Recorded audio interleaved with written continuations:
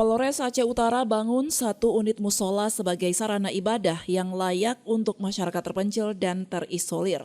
Pembangunan ini dilakukan untuk mewujudkan harapan masyarakat di Dusun Sarah Raja, Desa Lubuk Pusaka, Kecamatan Langkahan, Kabupaten Aceh Utara, yang belum menikmati hak dasar mereka secara layak sebagai warga negara.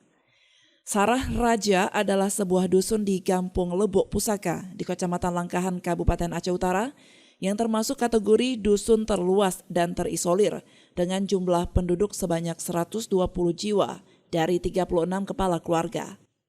Masyarakat daerah pedalaman itu hingga saat ini masih kesulitan memperoleh pelayanan kesehatan, pendidikan, air bersih, akses jalan serta sarana ibadah. Untuk sampai ke dusun tersebut, Kapolres beserta jajarannya harus mengarungi sungai selama 1 jam dengan menggunakan bot.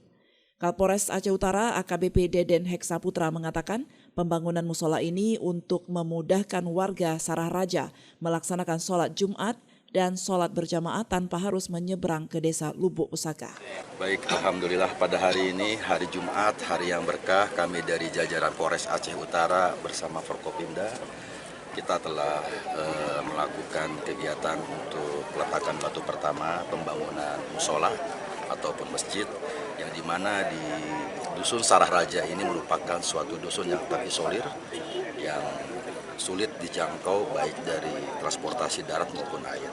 Jadi di sini masyarakatnya kalau mau sekolah harus naik perahu, dan juga kalau mau Jumatan pun juga di sini sulit untuk tempat ibadahnya belum ada. Jadi kalau mau sholat Jumat dia harus naik perahu di wilayah desa lain. Ya, dan ini merupakan hal yang perlu kita perhatikan, dan alhamdulillah hari ini kita bersama jajaran Forkopimda juga sudah berhasil untuk peletakan batu pertama untuk pembangunan musola yang pertama. Yang kedua. Selain itu, Zulkifli selaku Kepala Dusun Sarah Raja dalam kesempatan itu turut menyampaikan keluh kesah yang dialami masyarakat di dusun tersebut di depan Forkopimda Aceh Utara. Di sini jumlahnya Pak sekitar 50 lebih dulu kakaknya Pak pada tahun 2014 Pak. Dari karena serangan hama Pak, mohon maaf ya saya ceritakan Pak sedikit. Dari serangan hama mengobrak-abrik rumah mereka, perkebunan mereka Pak, yaitu gajah. Mereka harus berpindah dari sini Pak untuk menyekolahkan anaknya Pak.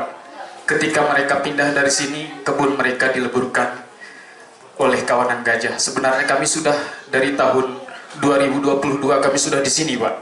Akan tetapi pinangnya masih segini-segini. Karena apa? Karena setelah diobrak-abrik kami tanam kembali Pak. Diobrak-abrik kami tanam kembali. Seperti itulah kisah kami. Harapan kami semoga seperti jembatan 2 kabupaten untuk penghubung segera bisa kami manfaatkan Pak untuk selanjutnya.